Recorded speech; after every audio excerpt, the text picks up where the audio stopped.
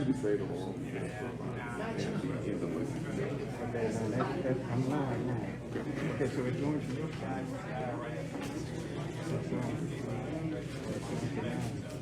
It's burning. Do you see it? Oh, okay. I guess I'm not going to share it. Share it to your side. All right. Appreciate it. Yeah, he did it earlier, but you do it too. Okay. Appreciate you. Okay. Take care. All right. Bye-bye. Excuse me, everybody. I just want to let y'all know I have my Constitution with me. Just want to let y'all know that. I have my Constitution.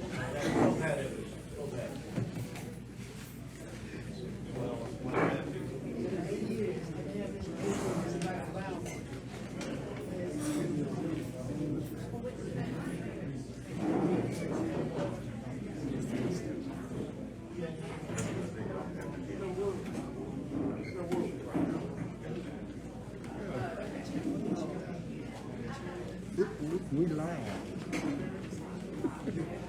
We're in 6. Yes.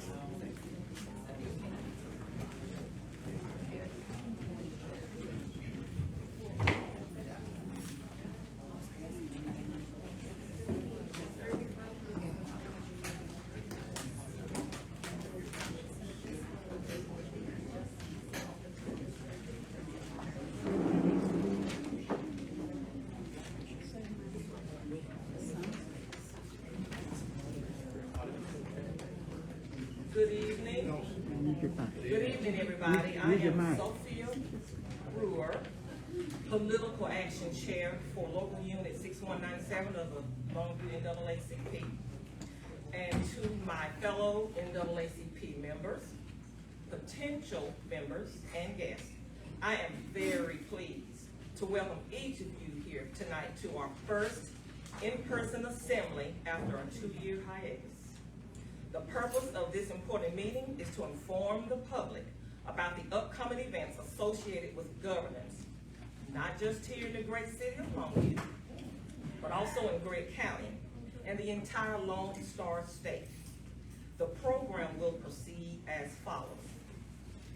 There will be a prayer offered by Myra Morales, and also the moderators for tonight will be Reverend Willie Marshall and Dr. Carl Riley.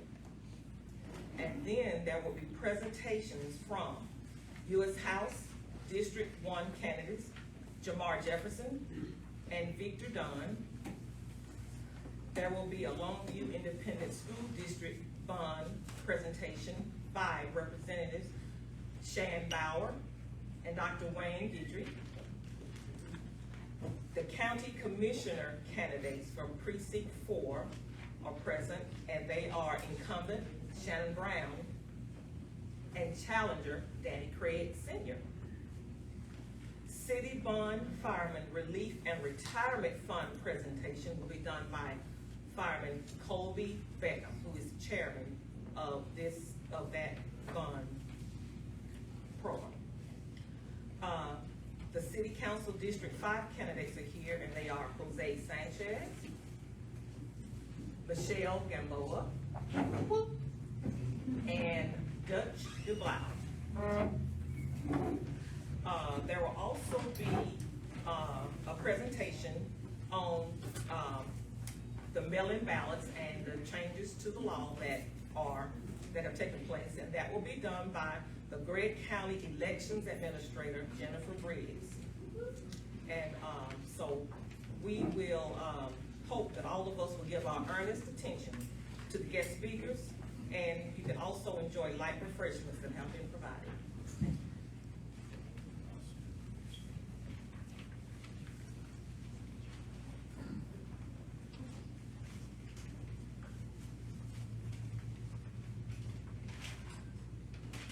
Opening prayer.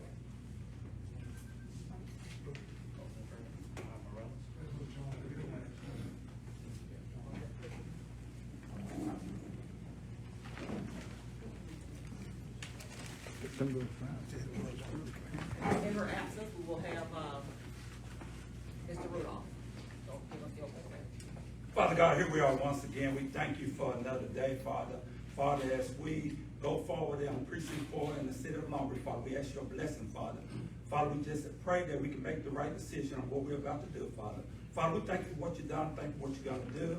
We know we can't do nothing without you, Father, but with you, anything and everything is possible. This is our prayer. In Jesus Christ's name we pray.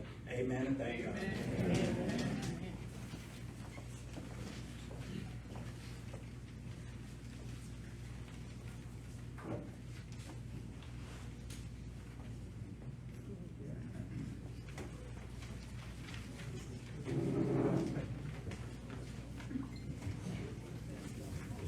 I'm Willie Marshall. Turn your mic on, please. Yeah, it is on. And I'm minister to the Harrison Street Church of Christ here in Longview, Texas. I'm pleased to be a part of this forum. The purpose, of course, has already been stated, is to acquaint citizens with all the candidates and to allow the candidates a chance to state their positions on various issues that are pertinent to this community. So we're going to begin this with the candidates for the U.S. House of Representatives District 1.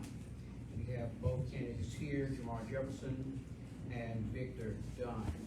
Appreciate your being here. These questions we're going to ask, we will have 1 minute to respond to each question. We will alternate between the two. Before we do that, let me give you just a minute to introduce yourself. Mr. Jefferson, we'll start with you. Just 1 minute, yes, right there. Okay. I just want to let everybody know I love each and every last one of you. And my name is Jamar Jefferson. My friends call me JJ, so please call me JJ. I am from Texarkana, Texas, born and raised. I came from nothing. Nothing. All my life, I've never had real representation. I've saw all my classmates either dead or in prison, in jail, no opportunities. So I'm running for U.S. Congress to uplift all of us and make sure each and every last one of us have opportunities. Men in Texas do not have health care, but the state of Texas is rejecting $5 billion. So they're attacking our babies. There's enough money to fund wars, but we have veterans starving on our streets. We have lack of development right here in Longview. That should be coming here, but we're giving it to everybody. My motto is, my neighbors first, allies last, and we need to take care of one another. And I want to fight for you in Washington to make sure we bring resources, money, and unification right here so we can take care of one another. I'm Jamar Jefferson, and I ask you for your vote. Thank you. Thank you.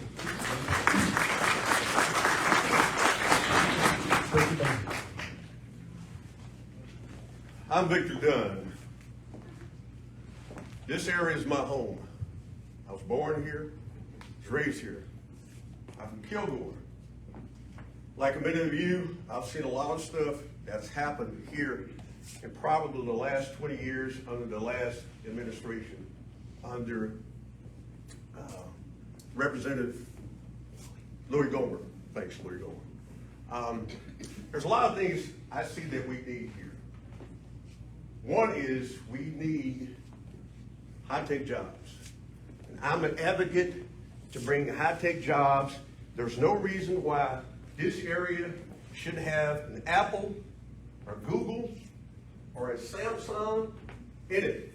We should not give all of that or cede all of that to Central Texas, to Austin.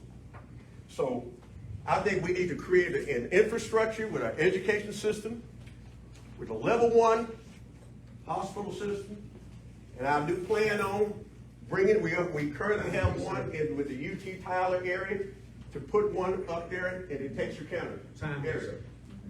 Thank you. I'm Victor Dunn. I can expound on this later, and I will.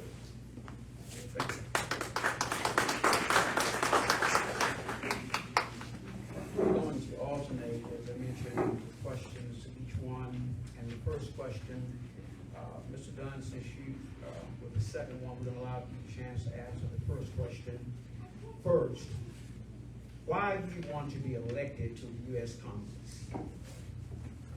1 minute. 1 minute. Not only reason why I want to be elected to Congress, but I do think that we need to send a representative, someone who's electable. I think we need to send someone. This is not an extreme district. It's not a far left district. It's not a far right. This district is a moderate district. Now, we as Democrats, we know what we've had, what's been happening in the last 20 years. I plan on bringing moderate answers to the problems that we have here. I've already talked about the education level. I've already talked about bringing the high-tech jobs here. But again, we need to elect someone who is electable. We do not need to send the same kind of representatives that we've had in the past couple elections to where we've been beaten by 100,000 votes. Time, please, sir. Thank you.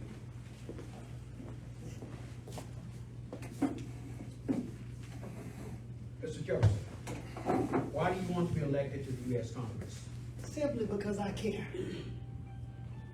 You want to fight for the people that you love, and each and every last one of you. If you don't know, the IMF has already decided that China's yuan will be the next world reserve currency. If we don't unite right here in East Texas and build for one another, all my life, we've been divided. I'm running because I care. And I want to make sure that your grandchildren, we're building a stair step to heaven right here on earth. I want to make sure every immigrant treated fairly. Every woman get the same pay. Every person who is sick, I want to make sure that they're taken care of, because that's what God said we should do. It's not about winning an election. It's about taking care of one another. And no one is taking care of my generation, the generation now. Too many of our seniors, they're being mistreated, our veterans. We need to stop the division between the Republican and Democratic Party and start focusing on taking care of one another. That's why I'm running, because I'm sick and tired of the division. Thank you. Amen. I guess you could have stayed standing. I don't know. We're going to give you the second question first. What are the three issues? Well, one, poverty. We must eliminate it at all costs. It's the reason that people are committing crimes, they feel unsafe, and healthcare is going up because people are poor. Good evening, everyone. Again, my name is Shan Bauer. I am Longview ISD Board President, and I'm here to speak tonight for our 2022 school bond. I'm going to speak to the why. Our why is the new high school that most people put the quotation behind is nearly 50 years old. So there's no newness. It's 50 years old, and we're in need of repair. Next, Mocha's, the district was built within a 3-year period.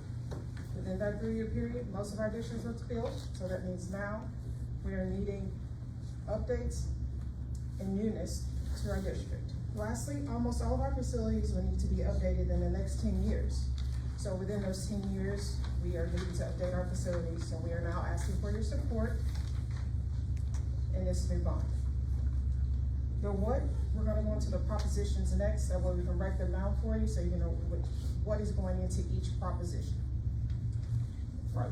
My name is Wayne Guidry. I'm Assistant Superintendent of Finance in Longview ISD. Traditionally, if you remember, you go out and vote for bonds, and there's one bond.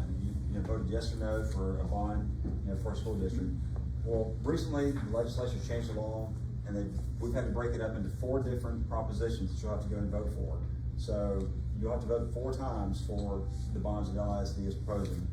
And so Proposition A is the big one, where we're proposing a new early learning center, a new career and technology education center. Our career and technology classes are packed. We don't have room for all the courses that we are offering in the district. And so we feel the need that we just need more space and a new center.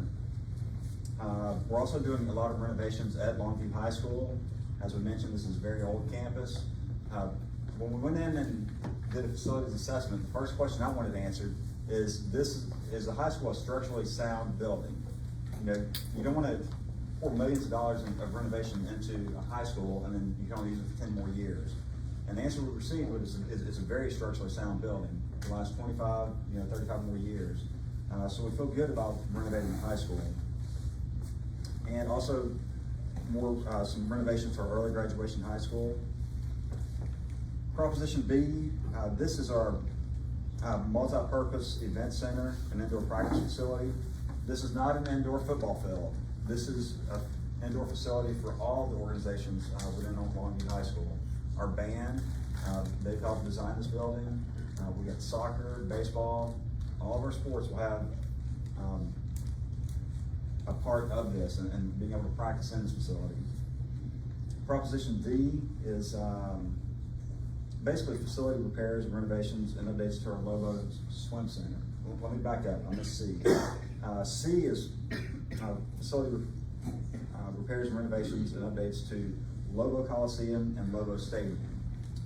Great example, Lobo Stadium, beautiful stadium, but we've got to repair the cracks in there. We've got to seal the concrete. If not, it will just deteriorate much quicker. So there's a lot of upkeep we got to do there. And the final one, Proposition D, is the swim center. We sent swimmers to state this last year from Longview ISD. If you go in and look at our facilities, they're not comparable to the quality of athletes and the program that we have within the district. So we feel it's important to go in and update that.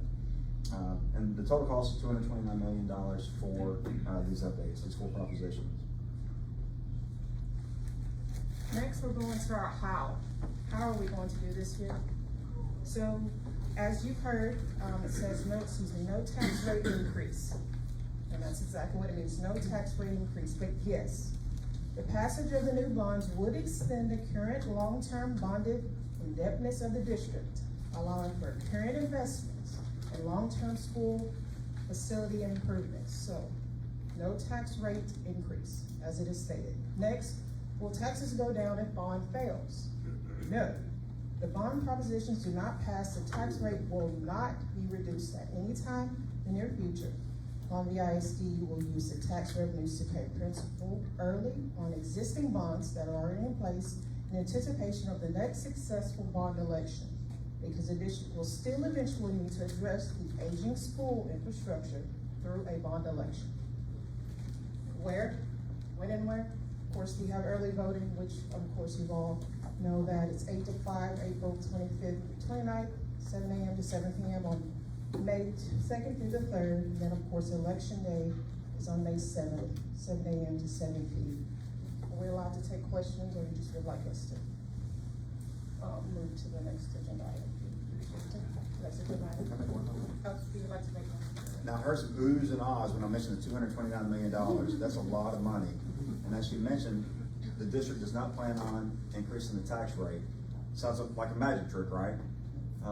What you have to do, you have to look backwards. What has the district done over the past 10 years? If you drive through the streets of Longview, there's been incredible economic growth in Longview over the past decade.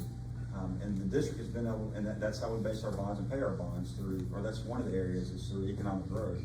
Our economic growth that we anticipated back in 2008 with the previous bond, we've superseded that incredibly. So what we've done is we've paid off bonds and refinanced bonds early. If you remember the last decade, we've had incredibly low interest rates. And through these actions, we've saved the district or taxpayers over $72 million. So it's not a magic trick, it's just what the district has done over the past 10 years. Whether the bond passes or not, this is really a historic moment for Longview ISD for the way we've handled taxpayer monies over the past decade. I think we've been just incredibly frugal and just taking advantage of market conditions to be able to put us in a position to ask for this type of money without a tax rate increase. Like Ms. Bauer mentioned, whether the bond passes or fails, what you pay in taxes for the ISD will not change this upcoming tax year. Thank you for your support of public education. Thank you. Thank you.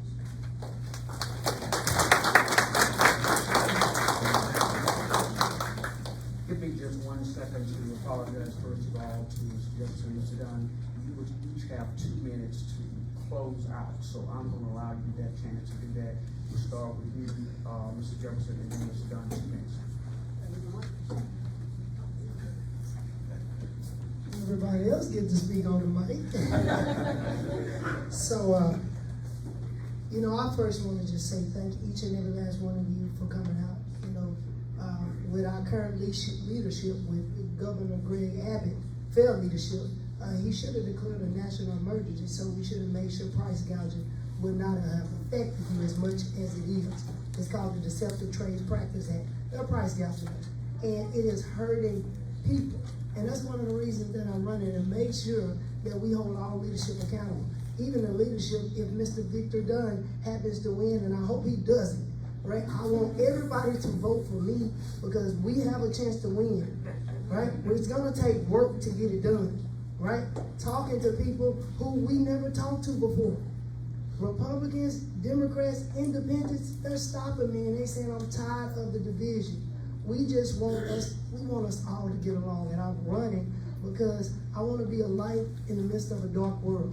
And that's the reason I thank my Creator, y'all, for being here today, because I'm alive and I get the opportunity every day to wake up and make a difference for not just you, for the future children, Americans that are to come. And we have a fundamental obligation to build a better world for every East Texan. And I am proposing the East Texas dream, and we can get it done. It's not a grandiose idea.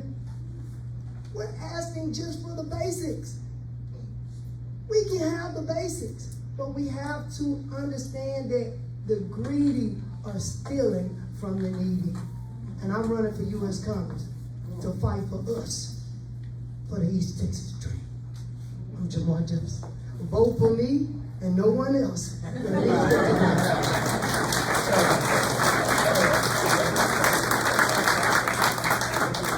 don't need a mic. You don't need a mic. Don't need a mic. He got one thing right.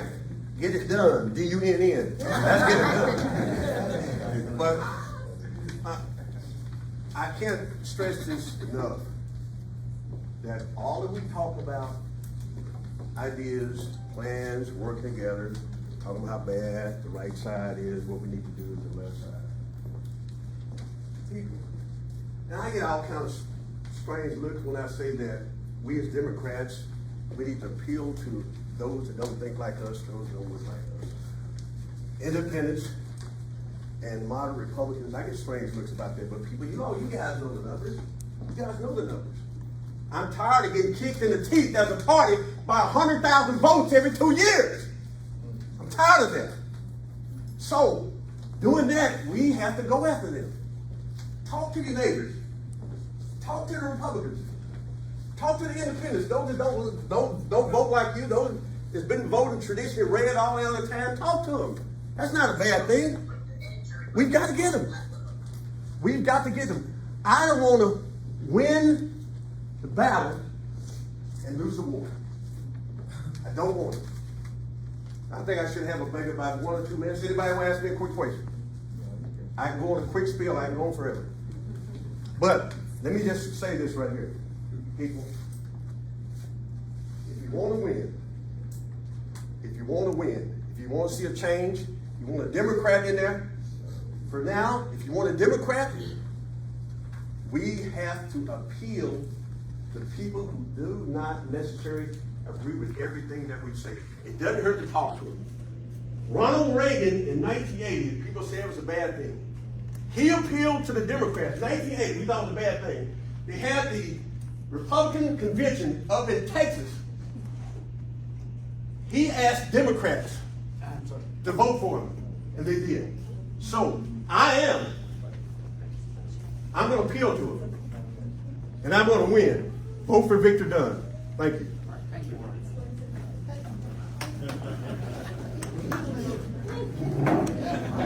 I didn't go over. I just want to say that Victor Dunn is not running in the Republican Party primary. He's running to get Democrats to vote for him. He's talking about Republicans. So if you're a Republican, please vote for him. But if you're a Democrat, vote for him.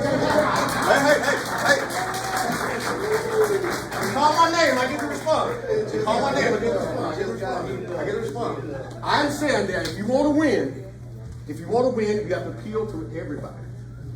Make your case to everybody. Just because they're Republicans, just because they're independents, it's not a bad thing to talk to them. It's not a bad thing. It's not a bad thing. Democrats, we have to appeal to everybody. How much did the Republican Party pay him to be here today? Okay, we're ready to move on. your speech. The next two candidates that we will ask questions from are running for county commissioner in precinct 4, Mr. Shannon Brown and Mr. Danny Craig. Each will have 1 minute opening introduction. We'll begin with Mr. Shannon Brown, 1 minute. Good evening. Let me thank the NAACP and the Minister of Allowance for putting this event on. Thank everybody for coming. Everybody had a hand in putting this together. Appreciate you.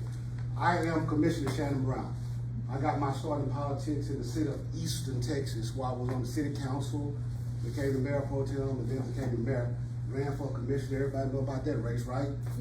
It's got nothing to do about that. So had a lot of trouble behind that, but we made it through that.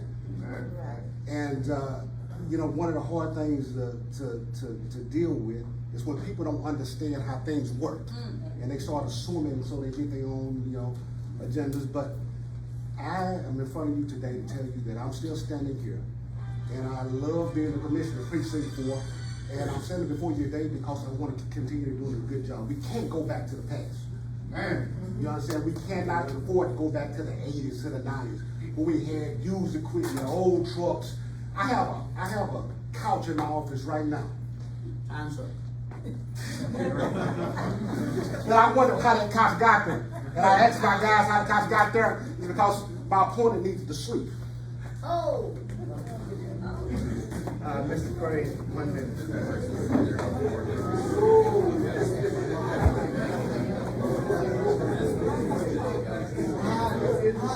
My name is Danny Craig. If I get out of the floor, I might preach to you. So I'll Preach.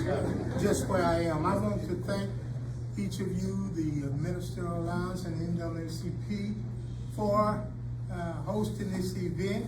And just as my opponent say, I don't know about the sleep part, but I do know that I will serve you as a real commissioner. My opponent says Shannon Brown delivers. Yes, he delivers for UPS, but I'm gonna deliver for Precinct 4. Thank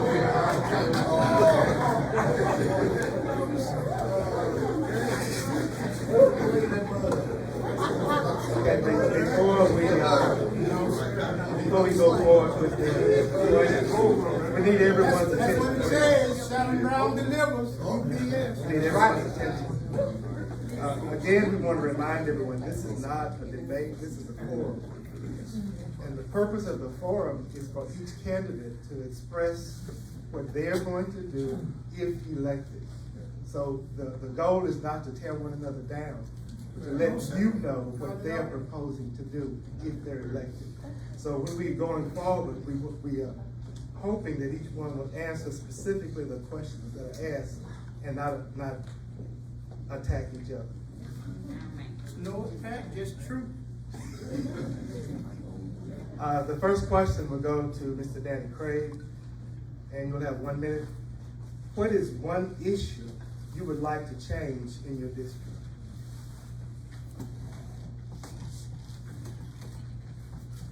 I would like to maintain the present streets. If you look inside the city of Longview, it's required that you have an interlocal agreement to patch roads. We have oil-based roads in Precinct 4 within the city limit. We would have to have an interlocal agreement with the city of Longview who would provide the materials, but it's absolutely nonsense that we have unpaved roads in Precinct 4 here on the south side. In 1991, and I'll talk to you more about this, I filed a lawsuit against 1992 against Gray County to create this precinct whereby we might have a precinct or an area that is suitable to other places in the county. So I want to make sure that we have roads that we don't tear our cars out of line, that we can drive safely and efficiently here in Precinct 4. Thank you.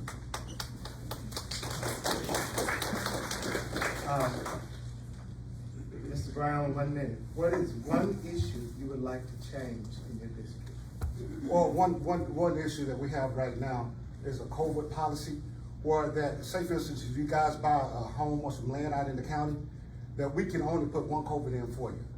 And right now, we're not able to work inside the city limits, put any culverts in of Lakeport or the city of Eastern or Longview. So we like to change that policy so we can be more of a help to these new homes that's coming into Lakeport, coming into Eastern. If you buy a culvert, we are able to put both of them in, if you got one or two. So that's just something that we want to change that we're having trouble with right now, and a lot of people are not happy with that. Second question, Mr. Brown, you'll be the first to answer. What previous community involvement have you had in Longview or any other city? What previous involvement? Community involvement have you had in Longview or any other city? Well, that question, I'm involved constantly in the community. I mean, that's my job, So in Kilgore, I'm constantly over that neighborhood where the precinct is. And the community that I live in Easton, I'm on the volunteer fire department. And it's a lot of events that you go to, but just direct involvement, having me putting on, I haven't put on any event, but I'm involved with a lot of things. Mr. Craig, same question. What previous community involvement have you had in Longview or any other city? I was born and raised right here in Longview, Texas. I established a business from scratch, from the very bottom. And I've sought to make a difference in Longview by being the kind of person who would help any and everybody.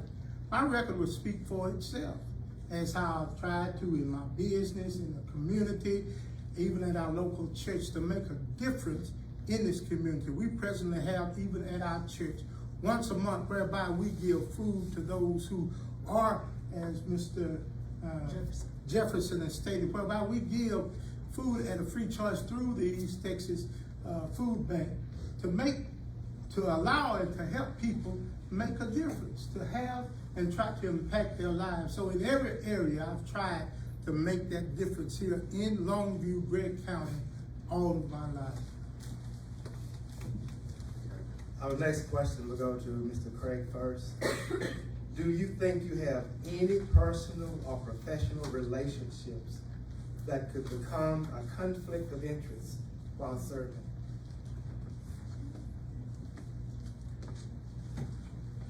None that I know of. Mr. Brown. Well, I mean, I'm like Ms. Craig. I'm serving right now. I don't have any conflicts of interest or anything. Yeah. All right, okay. I'm just reading the questions. You might be the wrong person. Okay, I'm sorry. I was giving you the wrong question. Okay. We'll start with Mr. Brown. What is your main focus for this job? My main focus for this job, being a county commissioner, so many things we can do and so many things we can't do. And one thing is the budget, and that's the main thing. Making sure we get our fair share of the budget. Our budget went up, I think it's this year was 1.4 million, and that's to cover, paving and payroll and all the equipment that we purchased. But we gotta have a budget. We can't have this side of town getting some of the needs.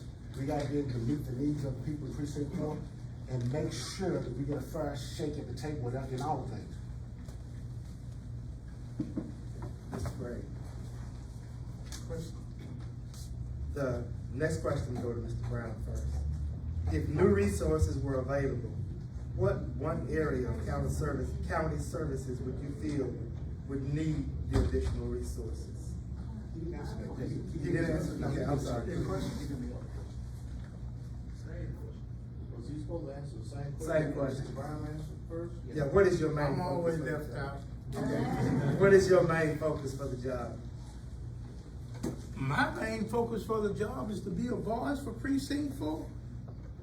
And to be a person that's not afraid to stand up against others who may not agree with me. I don't mind standing. I don't mind being that person. As I said, when this precinct was in a position to where the county was trying to dilute, I filed this federal lawsuit to seek to ensure that we would have a precinct where one man, one vote would count.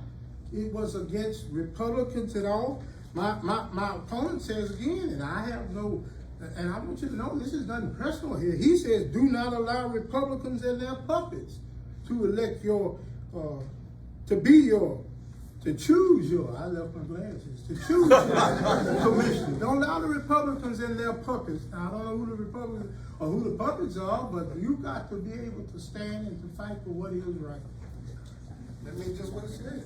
Yes, sir. Mr. Craig, the next question. If new resources were available, what one area of county services would you feel would need the additional resources?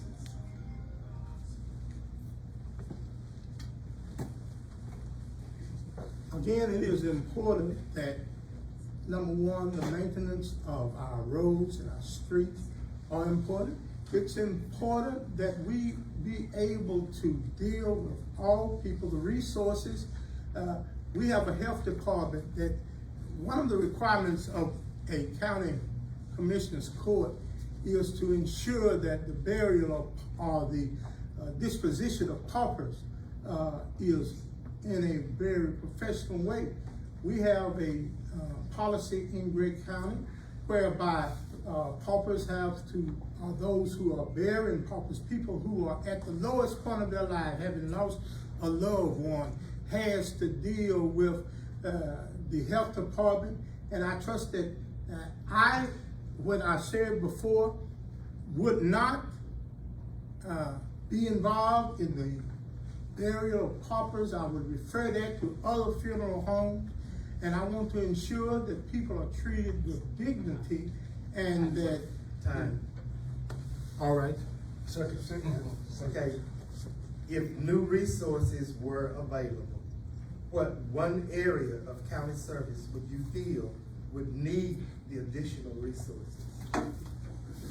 Well, I think we talked about this before, you and other commissioners. It's gonna be the health department. You know, I don't know if y'all remember back in the day, you used to be able to go to the health department and get physicals and get checked out.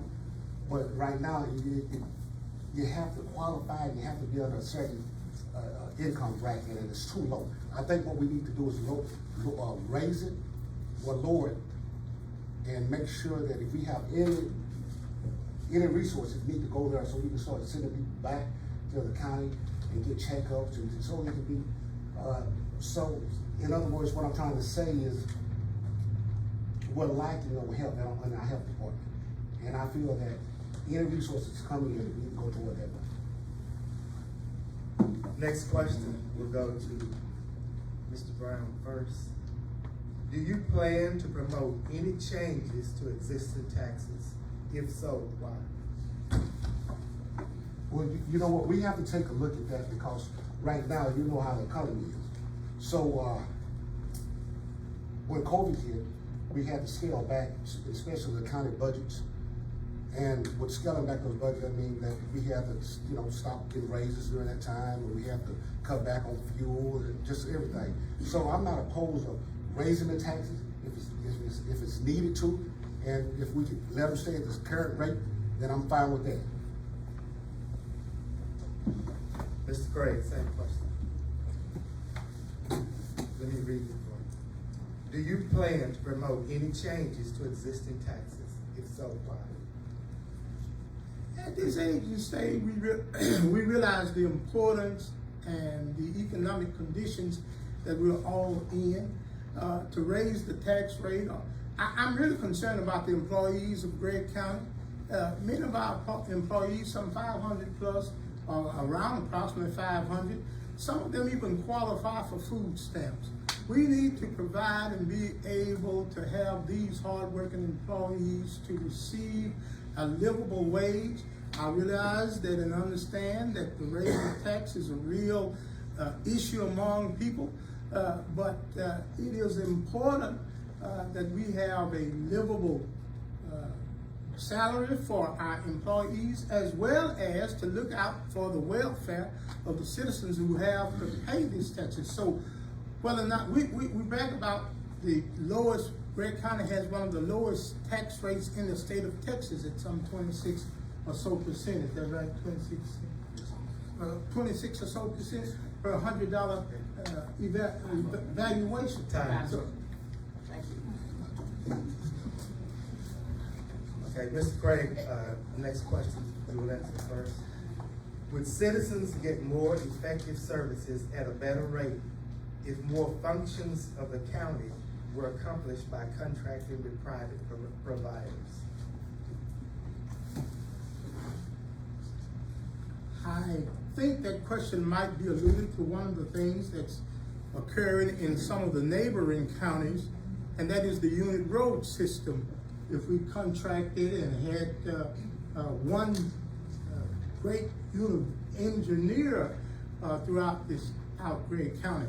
I'm adamantly opposed against the unit road system, because if you call the county commissioner's office and there is a job that needs to be done, if an engineer has to schedule those events, then I would not be able to directly direct that work. But if we have county commissioners who have the authority to say, I'll be at your house if a road or whatever needs to be done, I'll be there at a certain time, the county commissioner has that authority to do so.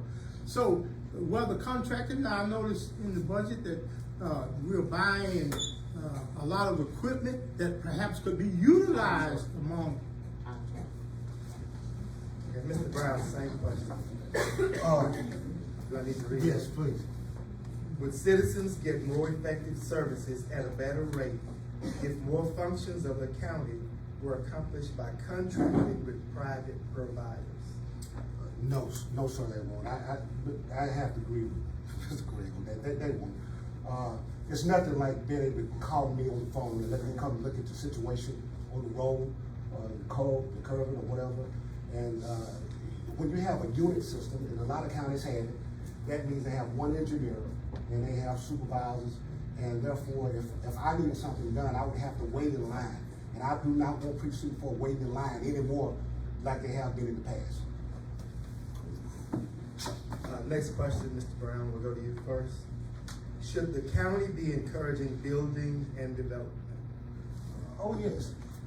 They should be encouraging it. But, you know, when you talk about building and development, right now, we have a project going on for parking across the street. We're building a parking facility over there.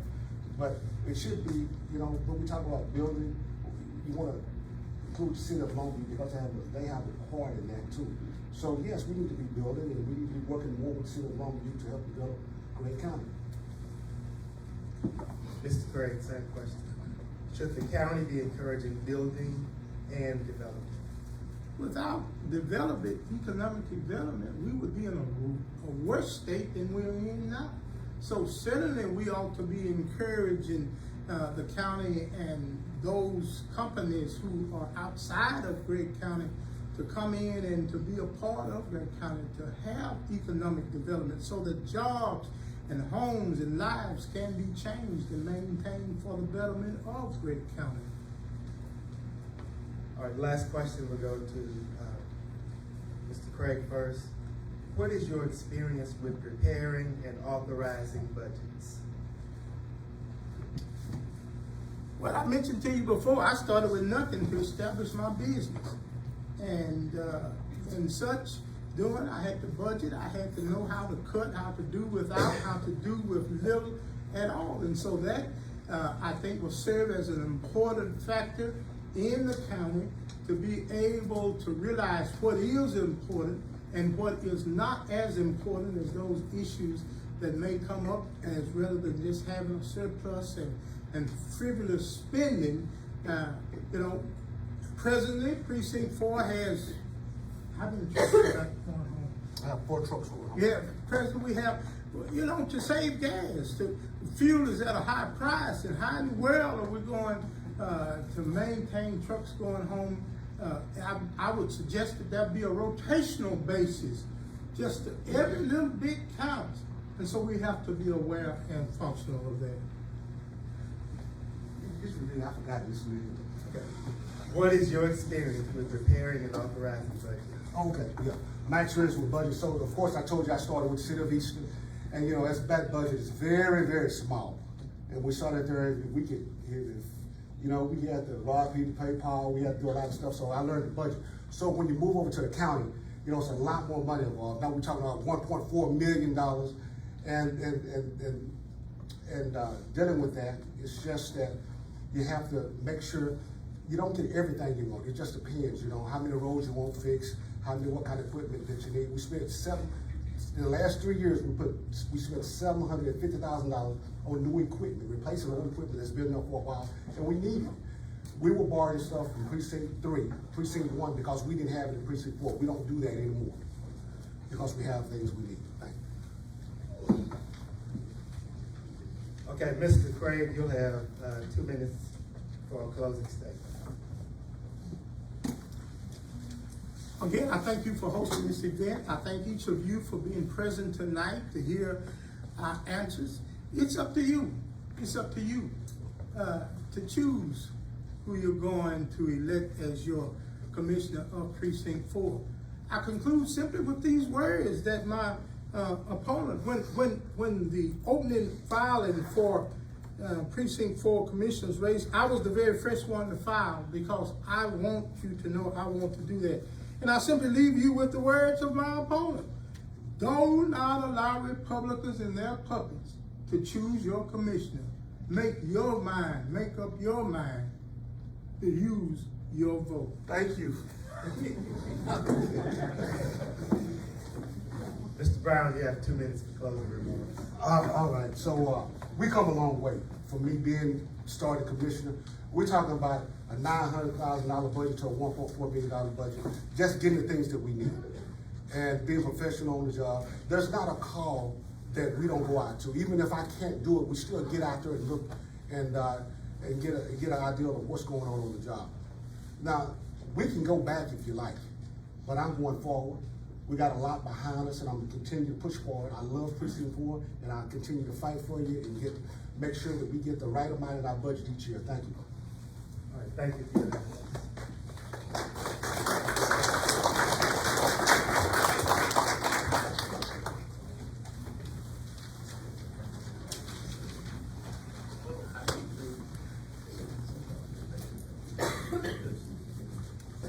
Next, city bond, fireman, and retirement fund.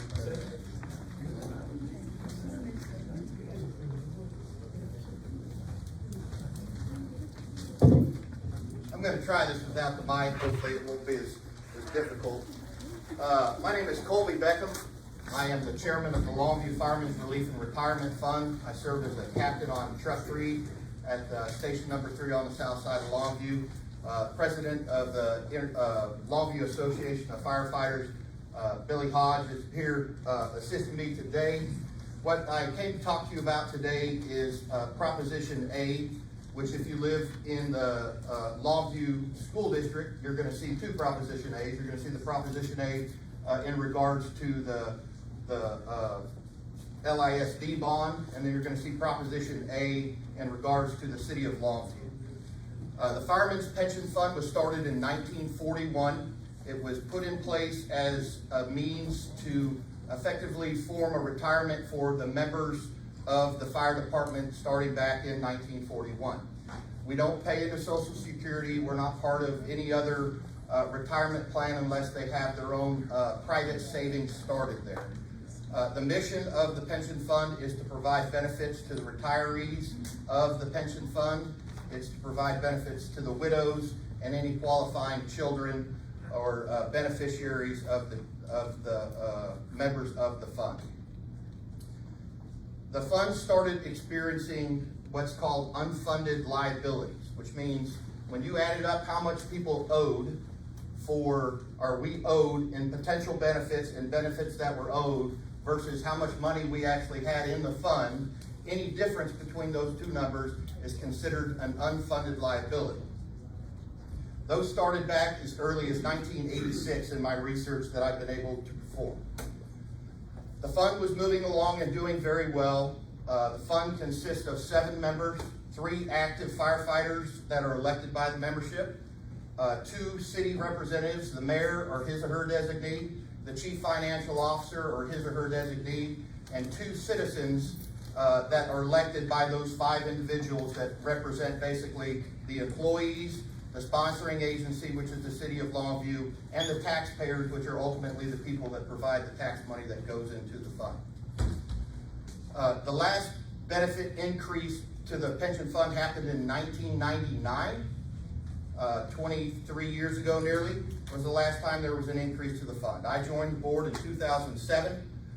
Since about 2011, we have been working on taking care and correcting the unfunded liability, which as of our last actuarial study was $70.6 million, which is the gap between what we have promised in benefits and what we actually have in the fund.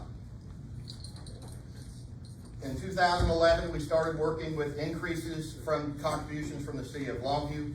We worked with decreases in benefits from the members, all the way to the point that we created a new tier. Anybody hired after 2016 is on a different benefit schedule than everybody else that was working there before. Now, with most bonds that you hear presented to people, it's a want. We want to build park. We want to improve our streets. We want to improve or build something. In this situation, this is not a want. This is an owe. This is something that we owe. If we don't do this, it doesn't change the fact that we owe it. It doesn't change the fact that it's going to have to be addressed. The problem with this is this debt grows every year that we are not able to grab it and correct it. So the pension fund and the city of Longview have come together after all these changes. We still haven't been able to correct the unfunded liability growth. They performed a special study, if you remember last year, about October. They hired their own independent actuarial firm that had nothing to do with the pension fund, nothing to do with the city of Longview, just do an independent study of where we were and what we need to do moving forward. That firm was able to verify that our current fund structure benefits are self-supporting. This is old debt that grows. It grows at a rate of 7.5% a year that it doesn't get paid. I sat on a panel earlier this month with the executive director of El Paso's Police and Firemen's Fund. In 2001, they had an unfunded liability of $40 million. In 2007, they had an unfunded liability of $400 million because they did not take care of the debt and it continued to grow. So what that actuarial firm came back was our goal was to pass before interest rates rise. We all see interest rates rising in the news. It's inevitable that interest rates are not going down. The low interest rate environment is going away, and this is one of our last opportunities to take advantage of this. Is that currently the city contributes 19% to the City of Longview Firefighters Fund. Again, we don't pay Social Security, so there's not Social Security on top of that. We are going to divert 7% of that 19% to pay towards the bond. The bond payment at the proposed $45.6 million bond would cost about $2.6 million a year. That's a little over $1 million, what 7% of payroll for us is right now. The City of Longview is tightening their budget, and they said they are going to come up with $600,000 of that, which leaves roughly just shy of $1 million, of which this bond would be at a 2-cent tax increase to the citizens of Longview, which would make up the other $1 million for a total of $2.6 million payment. 2 cents paying $1 million of it, the firefighters diverting contributions to pay for $1 million of it, and the city of Longview making up the difference of roughly $600,000. What does that mean? On the average house, I believe it was at $166,000 was the number they used as an example. It was $33.37 increase to your home taxes from there. There's a lot of real technical terms out there that could get real confusing. I'd be happy to meet with anybody on a personal level if I can answer any further questions. I do want to cover, since we've been changing our benefit structures in the negative, typically in an ideal situation, any retirement plan, you share a 50-50 cost. Your employer pays 50% or whatever the percentage is, and the employee pays 50% or roughly the balance. Since 2007, the firefighters have been paid between 98 and 115% of the cost of their benefit towards the deal. We've gotten to the point that I cannot go back and ask people who are paying for 100% of their benefit to take any more cuts. Again, I don't believe we let the others take questions, or if I'm allowed to, I'd be happy to take questions, or I'd be happy to meet afterwards, whatever, meet after. All right, thank you for your time. Address the candidates in Council District 5, Jose Sanchez, Michelle Gamboa, and, I'm sorry. Dutch allowed sign. Dutch. Yeah, that's I know that. Okay. So we're going to allow the moderator to come forward and, present these questions.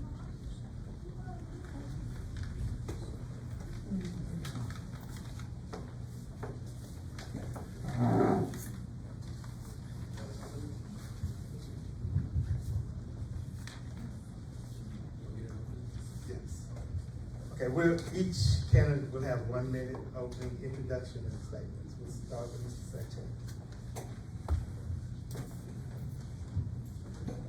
Good evening. Good evening. I'm Jose Sanchez, and I'm a candidate in a non-partisan position for the city of Longview. You do not get to go to the voting booth and choose an R or a D when you go vote. You choose for the person based on their history, their education, and their experience. I want to make sure that is clear. These other positions, you're going to vote a D and an R, but not in our position. That's very important, because every day when I go door knocking, that is some people that ask me that, and they have to be educated that that's how they're going to vote. A couple years ago, we all here in Longview were cheering on the Lobos, and we saw them win the state championship. Myself would be decked out in green and travel to playoff games, every playoff game, to cheer on those Lobos. And in Jerry's world, we were there with thousands of people cheering the Lobos. People from Spring Hill, people from Pine Tree, people from private schools. And we were all there cheering on one team, the Longview Lobos. And when they won, being there and getting that feel is what I want for Longview, all one.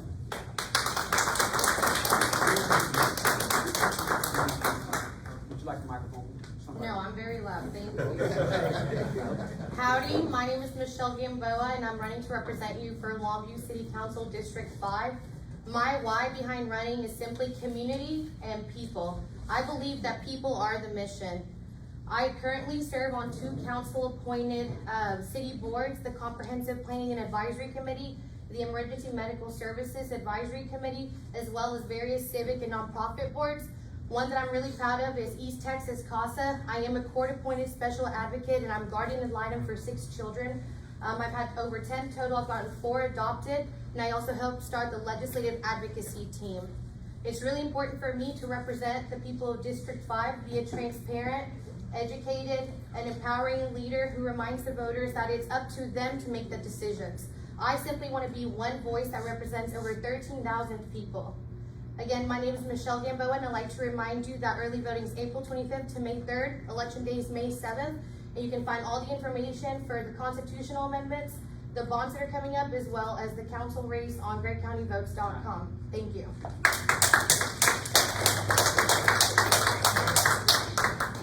I think I'll be all right too.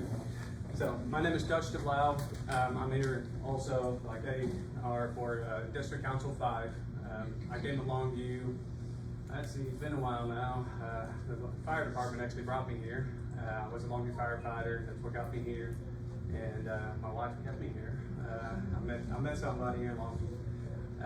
You know, I've built a business in Longview. Built a home in Longview. I've dealt with the city in many different ways. I see a lot of room for improvement. I would like to be part of that. Been serving the last 6 years in the Planning and Zoning Commission and the Zoning Board of Adjustment, both as board member and president. And I would like to continue to serve in the capacity of city councilman. Thank you. We'll go to the questions now. Are we starting backwards? Yeah. Oh. Okay, the first question is, what is one issue you would like to change in the district?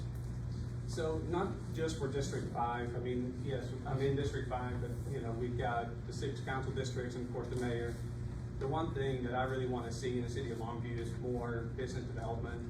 And yes, it's great that we get outside businesses coming in. I want that. But, I also own a business. Recently, I've been in the process of trying to get a bigger property, so I went to LEEDCO and said, hey, I would like some of that free land y'all got up there in the North Business Park. And they kind of laughed at me because, it's only for businesses from out of town. And I see a problem with that. Almost half of the people that are employed by small businesses such as mine. So why are we not also encouraging those businesses to grow inside of Longview and not just attract them from the outside in? So that's one of the big things that I want to work on within the city.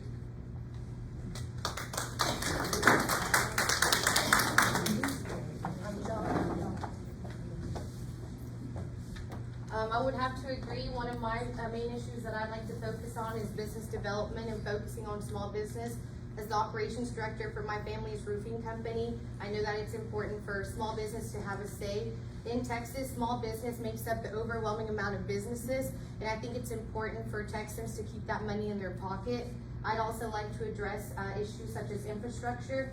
In District 5, we have some infrastructure that needs updating, such as our potholes, streets, including sidewalks. But more importantly, before I make any decision, I believe that as a council person, you should listen to the voters and the constituents. So before I make any decision, I would do what I'm doing now and going door to door, talking to the voters, and doing other conventional means to make sure that I'm hearing the voice of District 5 and making sure that any decision I make is reflective of that, not just my opinion, but the opinion of the voters in our district. Thanks and giga.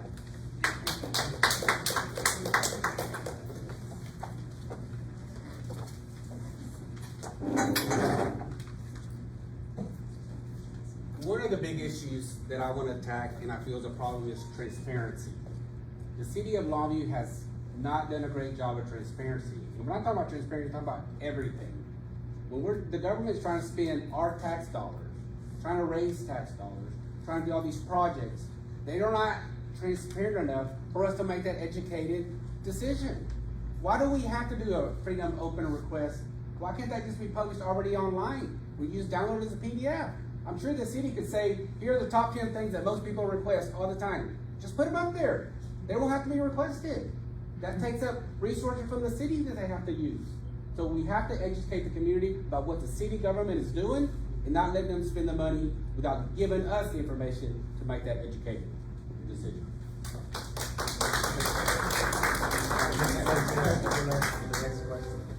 What previous community involvement have you had in Longview or any other city? Well, for the last 21 years, I have been an attorney here in Longview after law school. For those 21 years, I currently serve on the Gregg County Tax Appraiser Review Board. So I'm sure a lot of y'all are gonna come in and protest y'all's taxes. I've been doing that for a couple of years. I served on the Gregg County Boys and Girls Club for several years. And before that, for these other 21 years, I've been on the Longview task force on tourism about how to spend those tax dollars from the sales tax. I was involved in that. At Spring Hill, I was a founder of a member of a group that created the Spring Hill IZ Education Foundation. And in fact, in 2019, I was awarded the Spring Hill Distinguished Alumni for doing what I've been able to do in Spring Hill. So apart from junior achievements, mentoring kids, giving numerous speeches to numerous kids throughout our education system here, I have been greatly involved. And apart from my equity sweat, I've given financially to numerous city programs in nonprofits throughout the city that have been able to do what they can to make Longview better.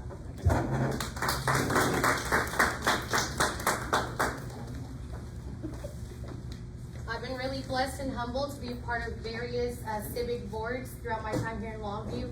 I'm on the Longview Community Ministries Board, which helps people in our area receive food, electric help, other things like that.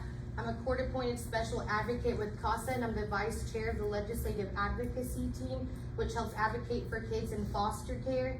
I'm also part of the Junior League, and I served as their finance council, fundraiser, and now as their admissions.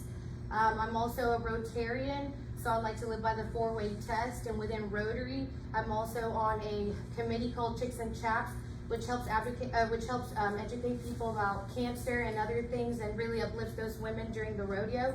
I was the previous job coach for the Christian Women's Job Corps, which helps women reconcile their life to Jesus and teaches them job skills. Most recently, I've been part of Leadership Longview, which we tackled the Newgate mission. So I encourage all of you to stop by there and see the updates that we've done to that. I've served with my church on the First Impressions team and on their bilingual side. Thank you so much for your time.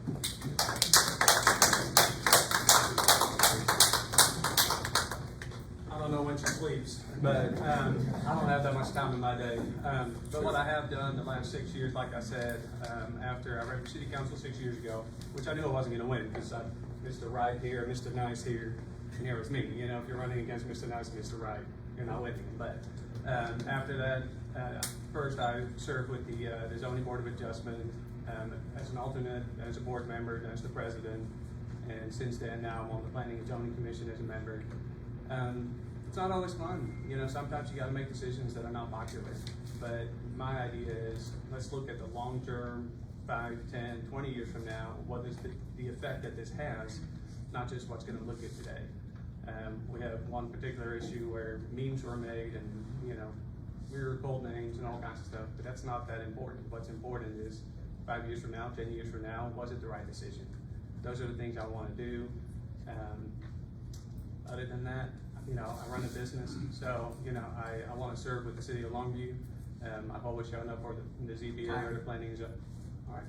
Just like, next question. Do you think you have any personal or professional relationships that could become a conflict of interest while serving? Not that I'm aware of. They might come out in the woodwork afterwards. I don't know. Yeah, no. I'm sure sooner or later somebody's come knocking, but no. I don't have any debts to anybody. I don't owe any favors. I came to Longview with nothing, or actually pretty negative bank balance. And after the fire department and other things that I've done, you know, God blessed me, and my wife and I got a beautiful house and a nice office, and we're debt free, and you know, so I don't owe nobody nothing. So I'm pretty sure I'm good there. Thank you. In the name of Jesus, I don't think I do, but I try to live my life the best I can, caring about others, being a good public servant, and just building the relationships. I believe in 1 John when it says that love one another deeply, for it covers over a multitude of sins. And I believe in loving your neighbor. So even though we all have we all have differences, I believe that that's what makes America and Texas so exceptional, is that we're able to have an educated discussion. And even though we do not believe the same, or we may not believe the same, we can work together to reach our common goal, which would be Longview driven and people powered. Thank you.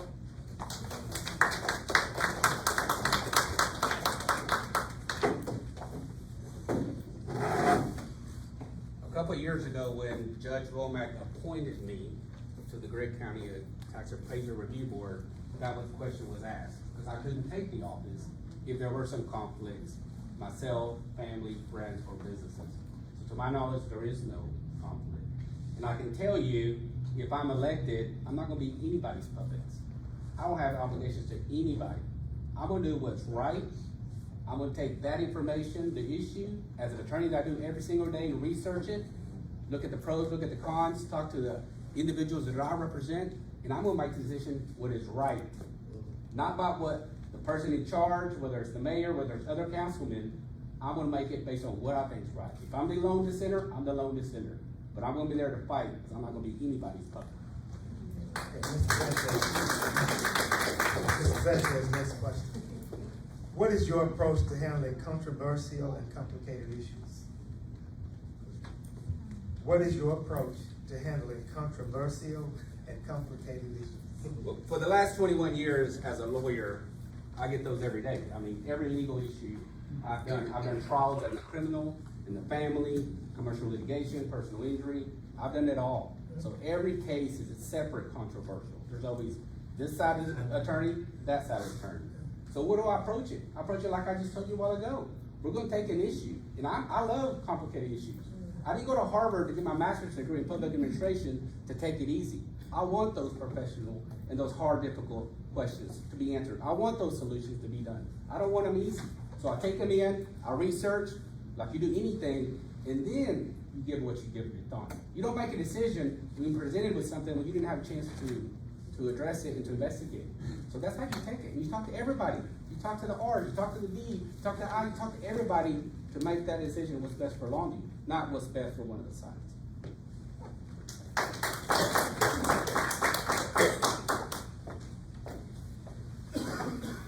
As a court-appointed special advocate and as the operations director for my family's small business, as well as on the many civic boards I serve on, we deal with different controversial issues every day. One thing I've really learned that helps is number one, teamwork, research, and follow-up. A lot of what it takes to be successful is simply asking questions. I don't promise to know everything, but I do promise that I'm a hard worker. I try my best at everything, and I give everything 250%, because I really believe that together we can make a difference. I advocate for my kids every single day in court, and that's a controversial issue right there. Advocating for their well-being, whether it means that they're going back to reunification with their family or whether they're going to go up for adoption. In business, whether that means that we have to bring more people on to think of innovative approaches to fix a solution. I'm someone who's going to work hard, follow up, be diligent, but promise to research before they speak. Thank you so much.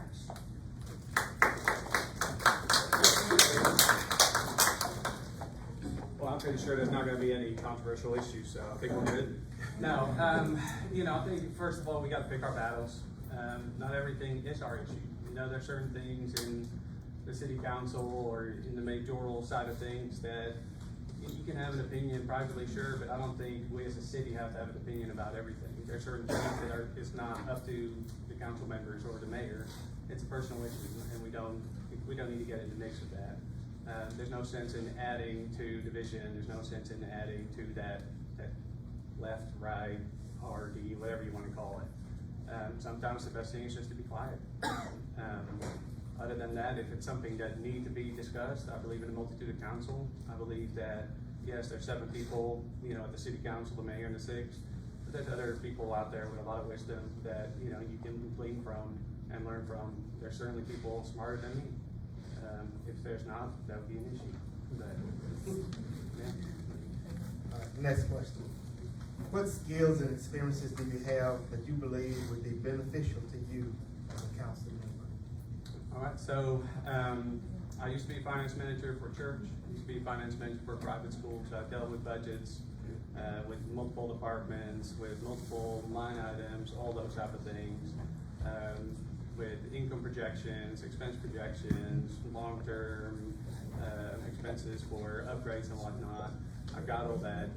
I worked for the city for a short period of time, but I saw a little bit of the inner works there, so I've got some information there. And then having built a home, like literally build it like from the ground up, actually swinging a hammer, and having a lot of blisters, blood, sweat, and tears, and also a business. I've got the experience dealing with the city, not just only on a development side of things, but also with the permits and things that can and do go wrong. And I've got some experience on how can we make this better for the normal person, and that's what I am. I'm a normal person. I don't have a fancy business. I don't have a fancy background. I'm just just a blue collar guy.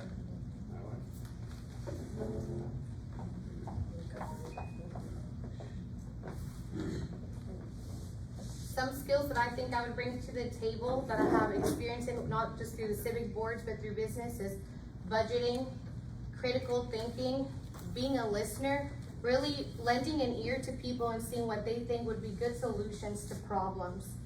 I also believe in community. I think community is the most important. Getting feedback, knowing what to do next is going to come with citizen input. I've not only worked on financials like budgets, but I've helped pass them, I've helped approve them through the Junior League, through the Longview Community Ministries, through the Arboretum, through the LMFA, through the various boards that I sit on. But all I can promise is that I'm a normal person just like the rest of you. I want to be on city council because I believe that we need an advocate. Mr. Wright is stepping down, and I pray that you'll please pray for his family as he goes through this transition period. But I pray that whoever leads next will be a level-headed leader who will make the right decisions, not only for themselves, but for the entire district and for Longview as a whole. So I believe that I'm a hard worker, and I will put in everything I can. Thank you.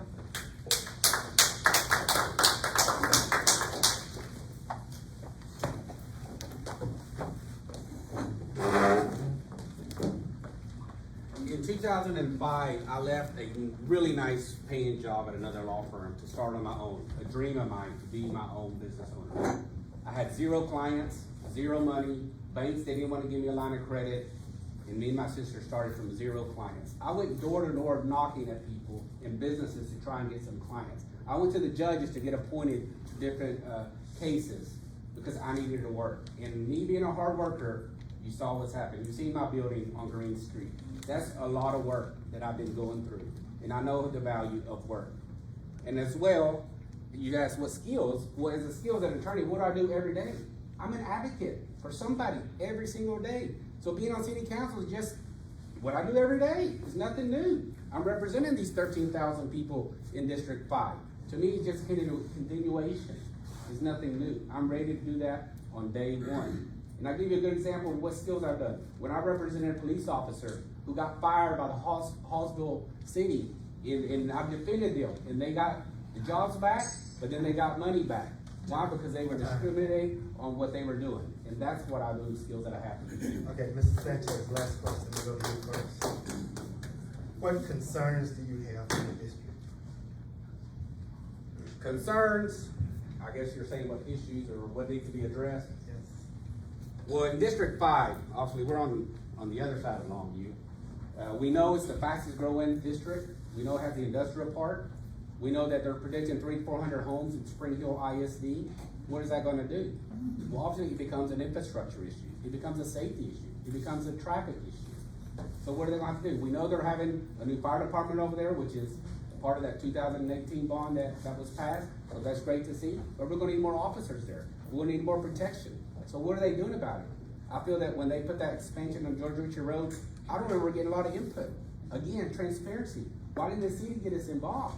So I want to bring that transparency in where we can be involved in this growth. I want to make sure that all those issues are addressed by the people and residents of District 5, not just the city council themselves. So to me, that's the biggest thing, is the growth in there. What are we going to do? Transparency, and make sure that we're part of that solution.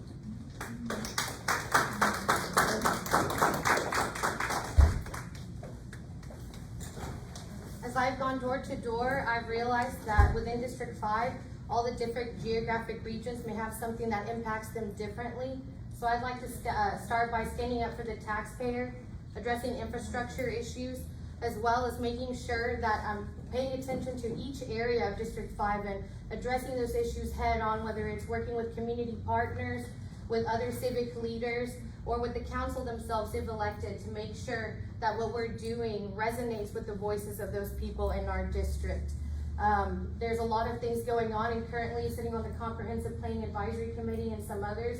I'm part of that head-on advisory board, making sure that the decisions that are being made are reflective of the people of our district. Thank you so much.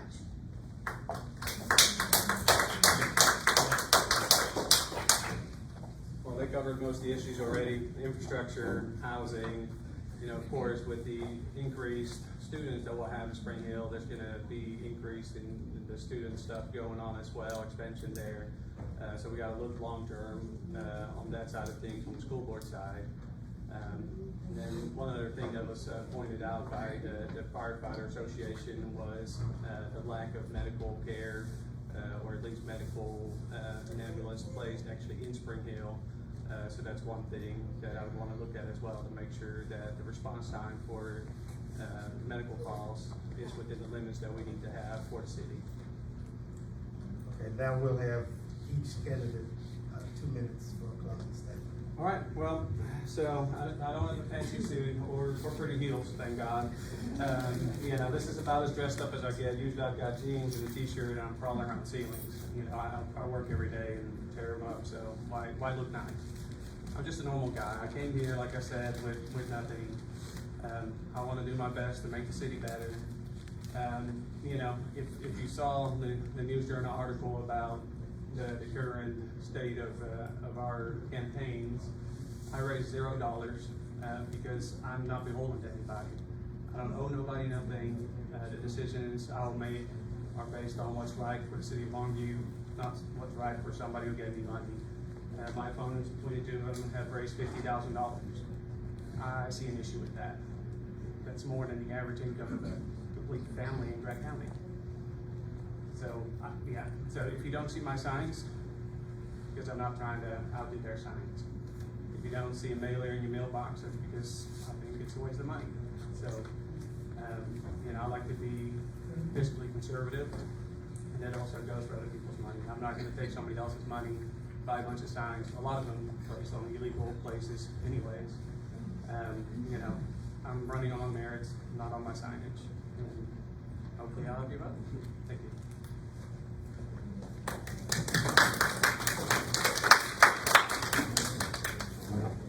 Thank you so much to the Ministers Alliance, the NAACP, and everybody for showing up today and giving us the time to just present ourselves. We do have to raise money, unfortunately, to run for council. I wish it would cost $0 and 0 cents to run. That's unfortunately not the case, so I'd really like to thank everybody that's believed in me and has given me money this far to be able to contact voters, whether that's through face-to-face contact or through a mail or through their mailbox. So I really do appreciate everybody for giving me that opportunity to share my platform. Again, I really just want to represent you guys because of community. I think community is so important. I think being transparent is important. I'm not going to go to the council with my own agenda. I'm a normal person, as you can hear by my stuttering. You know, I'm a person who gets nervous, who gets happy, who's somebody who cares about our community. That's one thing I've learned through church and through being involved in various community organizations, and I truly believe that together we can make a difference. So I hope that when you go to the ballot box, you'll select Michelle Gamboa, April 25th to May 3rd, or on Election Day, May 7th. And I just thank you so much again for your time and consideration.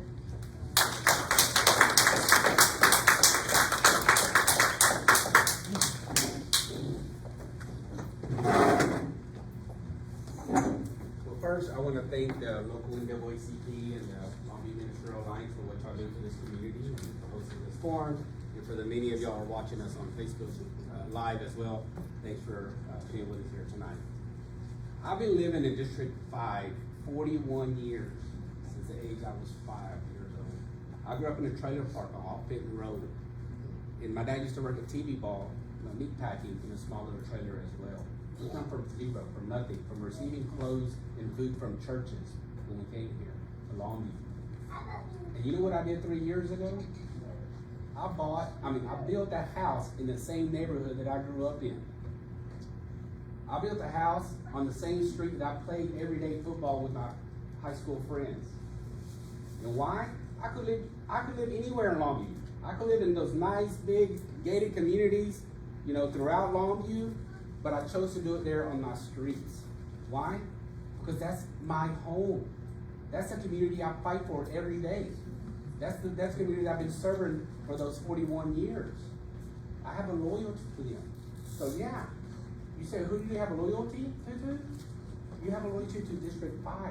That's the people that I'm gonna have the loyalty to. Y'all saw the reports. I'm not gonna be ashamed for the money that I raise from people throughout the U.S. that I've been fortunate to have personal relationships with. Give me whatever they feel to give me. I know if I have a good friend and runs for a position, what am I gonna do? Apart from door knocking and helping them out, I'm gonna contribute what I can. There's nothing wrong with that. The loyalty I have is to District 5, and that's what my loyalty is. So I hope y'all look at this position. Again, it's nonpartisan. It has nothing to do with parties. Vote on the person that has the most experience. And I have the most experience, life experience, education experience here than anybody here that's running into this position. And experience does matter.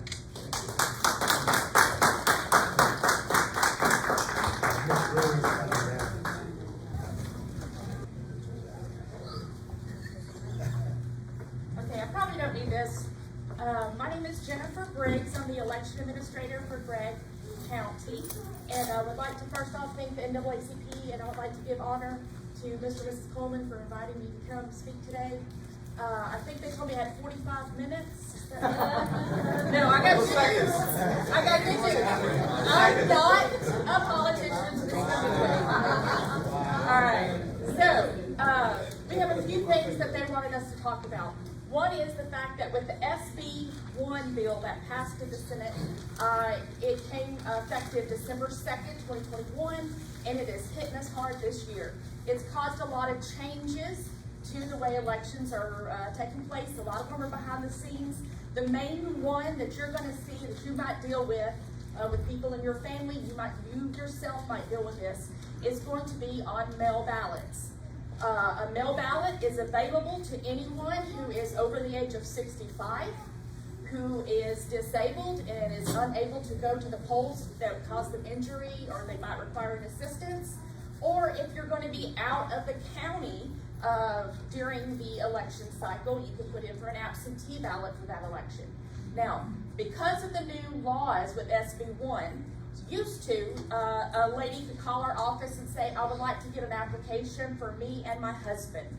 I am no longer allowed to send them 2 applications.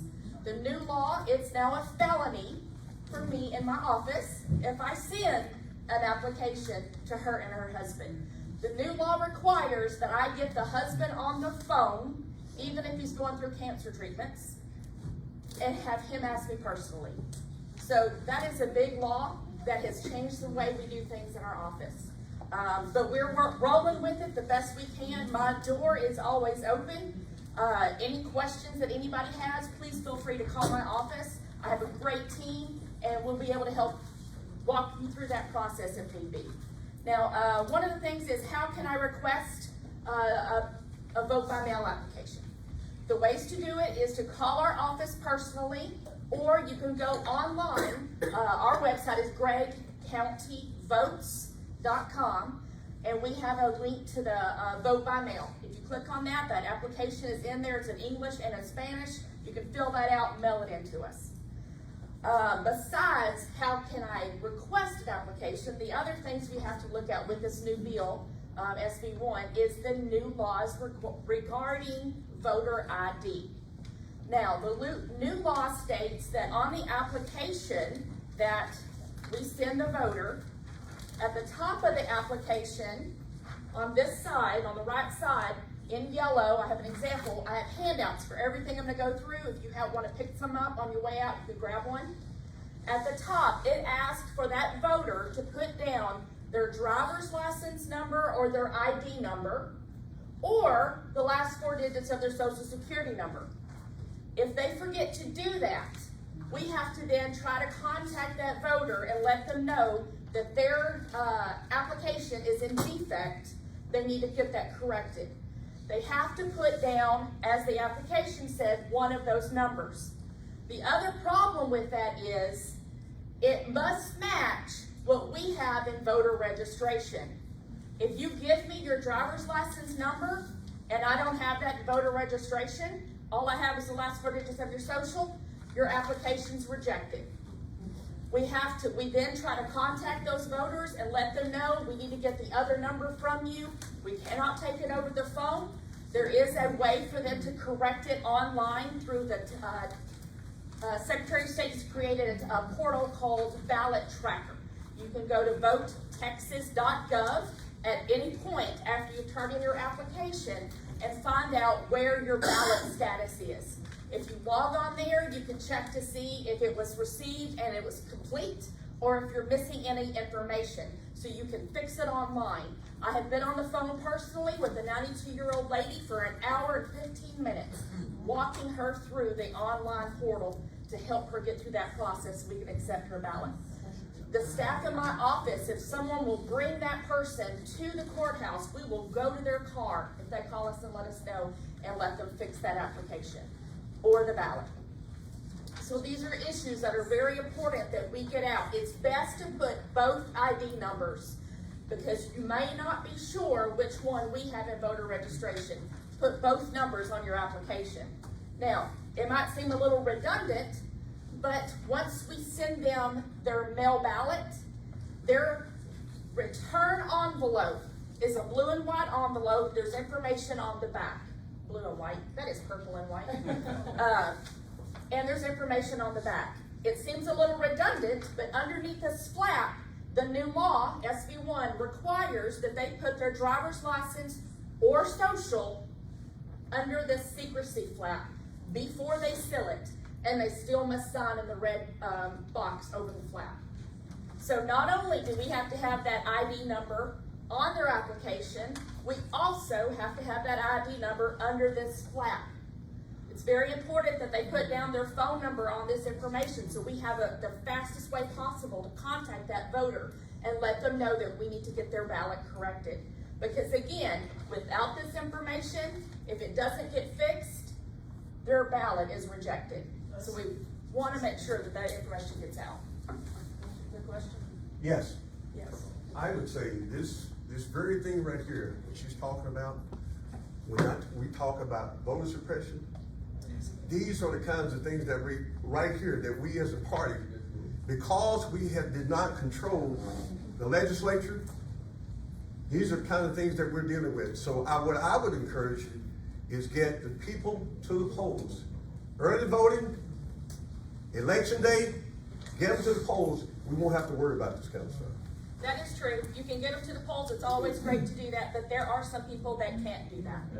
If you can't go to the polls, I want to give you every opportunity that you can to vote by mail. And I want to make this difference. Now, there is a situation to where, according to the law, when the ballot board meets and we have election day and the election's over, in my office, that election is not over for a good 10, 12 more days. So when election day hits, we're not done. And another thing with this law is it has allowed an extra 6 days after the election for a person who has a defect on their ballot envelope. They have 6 days, up to 6 days after that election to fix their defect. And then it will go on to the ballot board. So we are trying our best to work with these laws and be able to help our voters the best we can. Please give us a call at the office if you have any questions about it. Yes, sir. Okay, I have a question, because my grandmother, she's 87 years old, and they denied her to be able to vote because she didn't have a driver's license. She can't drive. So they rejected her vote and would not allow for her to vote for her grandson for Congress. And I just heard you say that you can use the ID and or social security number? Yes, but it must match what is in voter registration. So if you don't have a driver's license, it can be an ID number, or there is something called a Texas ID card. I've never seen one in Gray County, but it's another thing that's available. They rejected the ID. Yeah, that would have been because we would not have had that in our system. Yes. That's any government issued ID, right? I've got a question. Hey folks, what we're gonna do, you're more than welcome to ask her any questions that you want to afterwards. We just don't wanna hold the people that are ready to go that have all their questions answered, okay? So feel free to ask her any questions afterwards, okay? All right, a couple quick things just to tie this all up. I was not able to bring out my voting machines because they're all being used. I'm doing 4 elections in 3 months. It's amazing. So what I do have for y'all in the back of the room is a little flyer that talks about our voting machines and lets you know the process on how to vote if you have not voted on them. And I get this question quite often. Your voter cards that you received this year are blue and white. This is the old example, yellow and white. This is the information that tells you what is on your voter card that you received in the mail. It tells you what your Longview district is. It'll tell you on here if you're in District 5. These handouts are in the back of the room. Feel free to pick those up as well. I also have handouts that explain the SB1 law that we've been talking about with examples of what and where you need to put the information. That's pretty much all I have for you for now. I would like to say one more thing about our county. I am so grateful for Gray County. We are blessed in Gray County. I go to election conferences all the time, and I hear horror stories from other counties who are fighting, bickering, constantly just having horrible times. I get along so well with our wonderful party chair back here, Philip Burns, thank you. And then also our Republican Party chair, Brian Bowden. We get along great in this county. All of our election workers, we use Republicans, we use Democrats, everyone's always so welcoming, respectful. Now, not all the voters always are, but our workers are. So if you have any questions, feel free to come and see me at the back.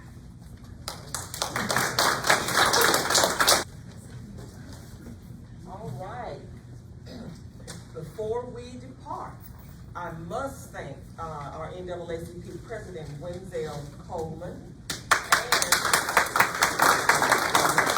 the Longview Interdenominational Ministerial Alliance President, Reverend Gary Brown, because they formed this coalition to make tonight's forum possible. They formed a coalition, and that was great. So we also appreciate you guys for coming out, the community members for showing interest in the forum. And certainly we appreciate Reverend Willie Marshall and Dr. Carl Briley. They served as excellent moderators. So this has been a very lively and colorful exchange of ideology amongst the candidates. So everything's been good. So right now, a huge thanks is in order for the following. To the U.S. House District 1 candidates, Jamar Jefferson and Victor Johnson. Longview ISD representatives, Shannon Bauer and Dr. Wayne Gibby for explaining the bond propositions. The Ford County Commissioner candidates, incumbent Shannon Brown and the challenger, Danny Craig Sr. Fireman Colby Beckham, who spoke on behalf of the city bond election that, if passed, will pay for the firefighters' pension fund. To the city council hopefuls, Jose Sanchez, and Noah,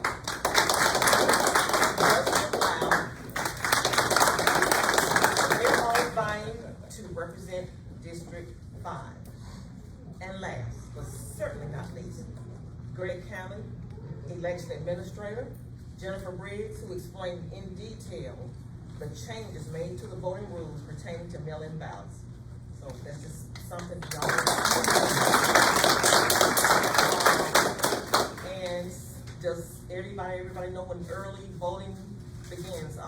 You mentioned it earlier about what time. April 25th, May 3rd, and election day is May 7th. And May 7th is on a Saturday. Yes.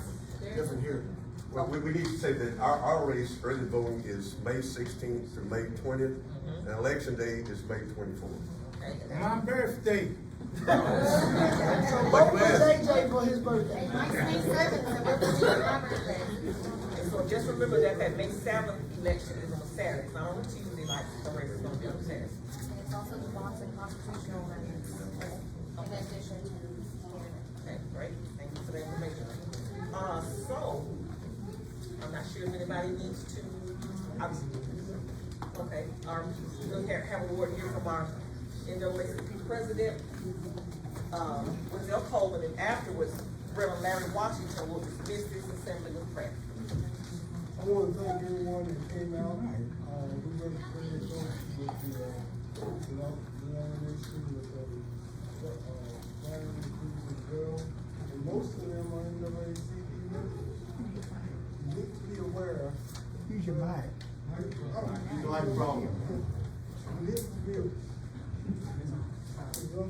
need to be aware that your NAACP here was slowed down by the COVID. Because before the COVID came in, we were setting records. The only NAACP here was setting records. We were making money, we were stopping racism, we were fighting racism, and we'll continue to do that. There's a couple things I want to say to you as you leave. Every third Thursday, you're welcome to come to one of our meetings. We do it by Zoom. If you're scared to be around somebody in front of them, we do it by Zoom.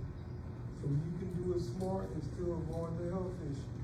Another thing you need to be aware of, in the 4 years when I had to Reverend Lamar, we've added almost 300 extra members. This NAACP is powerful and well respected across this state, not because I say so, but because the facts and figures say so. It's all on the portal and show you every member we get. We share the wealth and we teach people how to be conscientious consumers. There's many of you in here that may have never done business with a person of color. That needs to change and that needs to improve. I'm not scared to say it, but let you know that they need to change and they need to improve. She's been spending money with you for hundreds of years. And you're scared to spend a few dollars with us. You need to do better. That's the reality. You need to do better. Share the wealth and be conscientious consumer. A conscientious consumer is someone who thinks about how they spend their dollars. You think about how you spend your dollars and you spend it wisely. Don't spend it with me just because I'm black. You spend it with me because I'm black and I'm qualified to help you. That's the bottom line. We don't need no handout. What we need is people to be smart and do the right thing.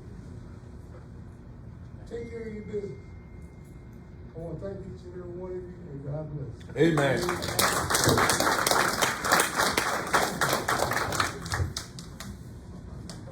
Let us bow. Father God, we thank you right now for the opportunity to come and share this day. We thank you, O God, for our President, President Brown, and President Coleman. We thank you, O God, for each and every one of the candidates that spoke on today. And God, we ask that now you have given us an open mind and a receptive heart. And then, Master, we ask, God, that when we go into to vote on the month of May, God, we ask that you would give us an open mind, steady hand, oh God, that everything that we've heard on today and how they have walked before us, oh God, will come and play into our hands. So in Jesus' name we pray. Amen. Amen. Amen.